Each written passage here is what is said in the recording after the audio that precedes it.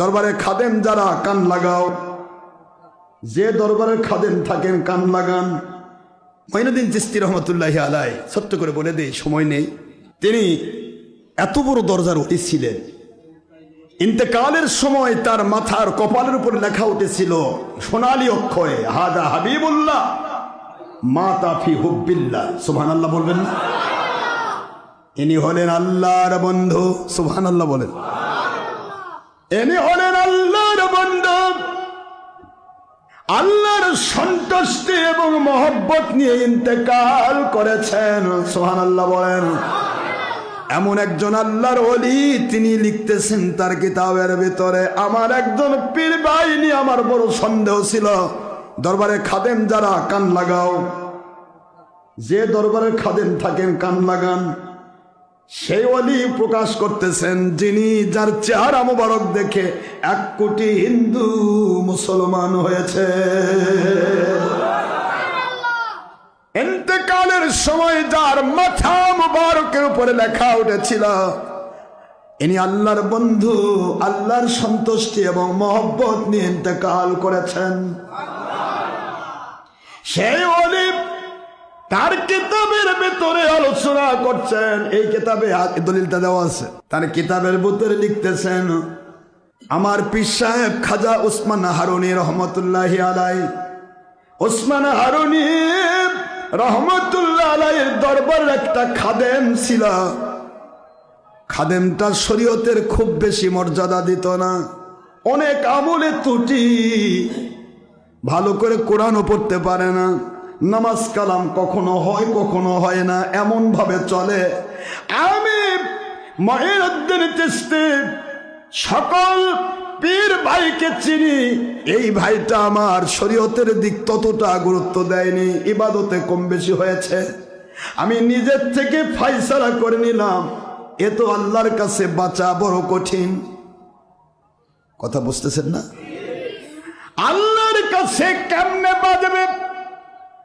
ফরজ ওয়াজিব সুন্নত মুস্তাহাব অনেক কিছুই তো তার বাদ গেল, কিন্তু তার একটা আমল ছিল রে, উসমান হারুনির জন্য জান কুরবান করে দিত। আমার পীর সাহেবের জন্য জীবন কুরবান করতে প্রস্তুত। যেখানে যায় শুধু মুর্শিদ ছাড়া কিছু বুঝতো না,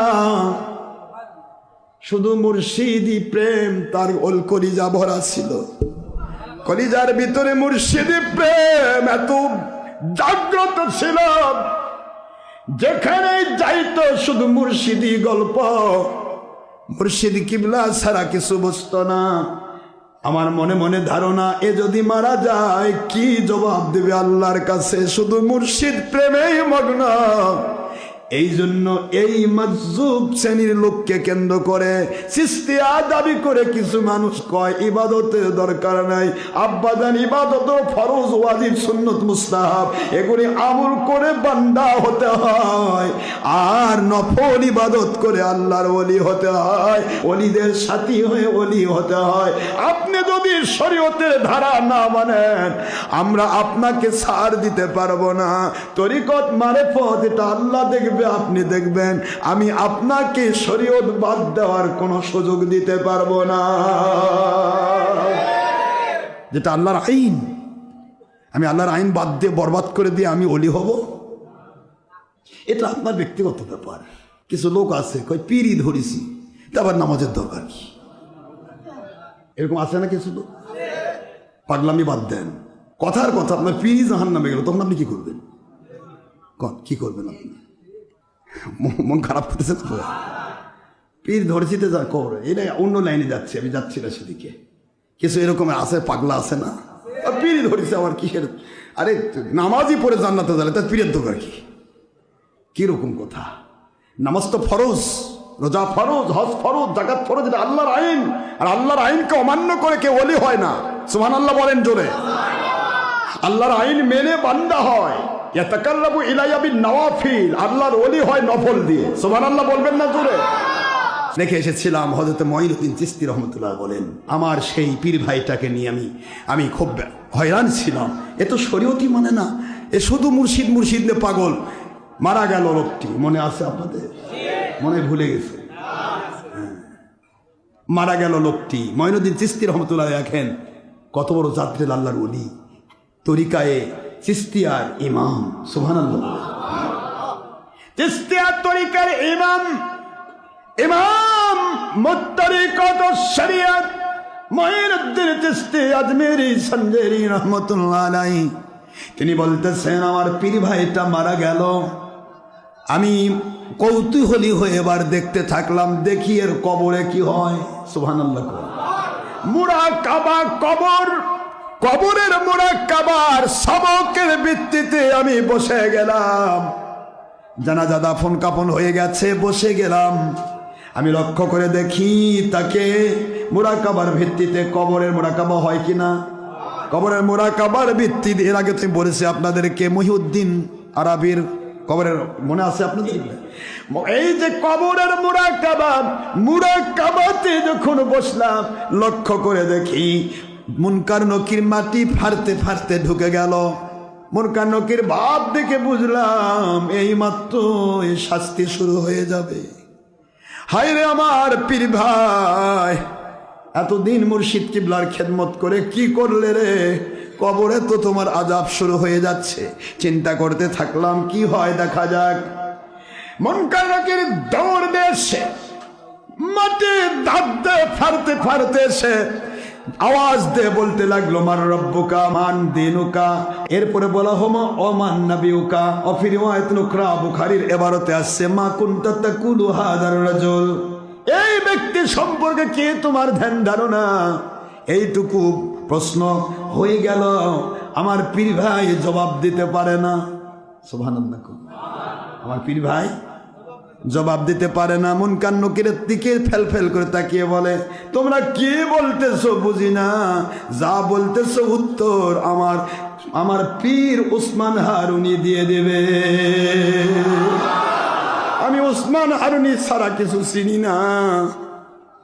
হানাফি শায়েখের উপরে আমি যেতে পারি না। আমার মুর্শিদ ছাড়া আমি কিছু চিনি না। মুনকার নকিরের কাছে বলে মুনকার নকির রে, হানাফি শায়েখ মুর্শিদের জন্য জান কুরবান করেছি, আমি আর কিছু বুঝি না রে মুনকার নকির, যা পারো করো। আমার মুর্শিদ হয়তো উত্তর দেবে, না হলো নাই। আমি খেয়াল করে দেখি মঈনুদ্দিন চিশতি রহমতুল্লাহ আলাইহি বলেন আমি খেয়াল করে দেখি গো বীর বিক্রমে আমার পীর ওসমান হারুনি রহমতুল্লাহ আলাইহি কবরের ভিতর ঢুকে গেল। কবরের ভিতরে ঢুকে বলে রে ফেরেশতারা, এটা আমার প্রিয় মুরিদের অনেক ত্রুটি বিচ্যুতি আছে রে, কিন্তু আমার মুরিদকে তোমরা জিজ্ঞাসা করো না, যা পারো আমাকে জিজ্ঞাসা করো, উত্তর আমি দেব। মুনকার নকির আল্লাহর ওলির দিকে তাকাইছে, আল্লাহর কুদরত থেকে আওয়াজ আসে রে মুনকার নকির বেয়াদবি করবি না। আমার খালিস ওলির মুরিদ রে, আমার বন্ধুকে উত্তর দিতে হবে না, মাফ করে দিলাম, ওর উত্তরের দরকার নাই, ওর কবরকে জান্নাতের বাগান বানায়া দে। আল্লাহর ওলিদের মর্যাদা আল্লাহ দিয়েছেন না দেয় নাই?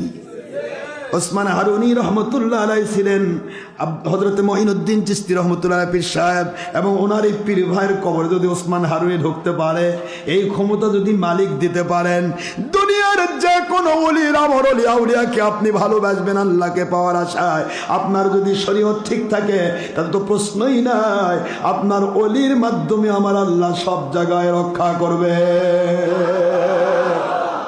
সন্দেহ নেই বাবা। এটাই হলো লাহুমুল বুশরা ফিল হায়াতিদ দুনিয়া ওয়া ফিল আখিরাহ, লা তাবদীলা লিকালিমাতিল্লাহ, যালিকা হুয়াল ফাওজুল আযীম। কোরআন শরীফ সূরা ইউনূস আলাইহিস সালাম 64 নম্বর আয়াতাংশ আল্লাহ পাক বলেন আমার ওলিদের জন্য দুনিয়াতেও সুসংবাদ, আখিরাতেও সুসংবাদ। দুনিয়ার সুসংবাদ, ওলির উপর রহমত নাজিল হবে। একজন মানুষের উপর বাতাস করলে যেমন তার পাশে থাকা মানুষের গায়ে বাতাস যায়, একজন ওলির উপর আমি রহমত নাজিল করি, ওলির কাছে যাতায়াতকারী মানুষকে আমি রহমত দিয়ে ভরে দেই, বরকত দিয়ে ভরে দেই, গায়েবী মদদ দিয়ে ভরে দেই, নিয়ামত দিয়ে ভরে দেই। আর আখিরাতে অফিল আখেরা, আখেরাতের সুসংবাদ, কবরে, হাসরে, পুলসিরাতে, মিজানে, জাহান্নাম থেকে বাঁচিয়ে জান্নাতুল ফেরদৌসে ওলিগণ আপনাকে নবীর সাথে বানাই দেবে। বিশ্বাস হচ্ছে না? বুখারী খুলবো, সময় নাই।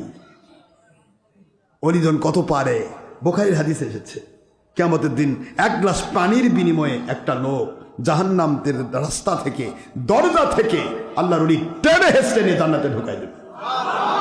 তুমি আমাকে এক গ্লাস পানি পান করাইছিলে, আল্লাহর সন্তুষ্টির জন্য আমাকে তুমি এক গ্লাস পানি পান করাইছিলে, তুমি জাহান্নামে যেতে পারো না। আমার আল্লাহর ওয়াদা, কুনু মাস সাদিকিন, সত্যবাদী ওলিদের সাথী হও। ধানের সাথে চিটা ধান, চিটা ধানের সাথে ধান থাকলে, ধানের সাথে চিটা থাকলে যেমন এক বাজারে বিক্রি হয়। এই আমি বলছি আজকে তুমি জাহান্নামে যাবে না। আমার আল্লাহ আমাকে অর্ডার করেছে, আমার প্রিয় ভক্তকে নিয়ে আমি জান্নাতে যাব। সুবহানাল্লাহ, জোরে বলুন। এই জন্য আসেন, আল্লাহ আমাদের সবাইকে হক্কানি ওলিদের পথে থাকার তৌফিক দিন। আমিন।